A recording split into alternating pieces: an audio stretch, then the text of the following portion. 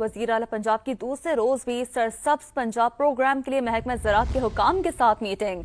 काश्तकारों के लिए नवाज शरीफ किसान कार्ड, जबकि कपास, गंदम और चावल की फसल पर रिसर्च और तरक्की के लिए state of the art centre बनाने की मंजूरी दे दी गई है।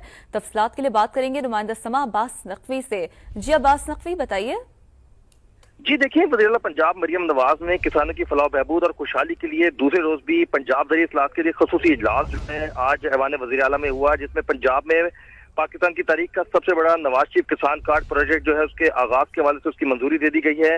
जबकि किसान कार्ड के जरिए 5 लाख छोटे काश्तकारों को आसान शराइत पर एक साल में 150 अरब रुपए के कर्जा जात दिए जाएंगे। जबकि इसके साथ बेहतरीन खाद, बीज और कीड़े मारा अद्वियात की खरीदारी के लिए काश्तकारों को 30,000 रुपए फी एकड़ ज़रूरी कर्जा दिया जाएगा। जबकि नवाज शरीफ किसान कार्ड के जरिए मुख्तलिफ इक़साम की सब्सिडी भी दी जाएंगी।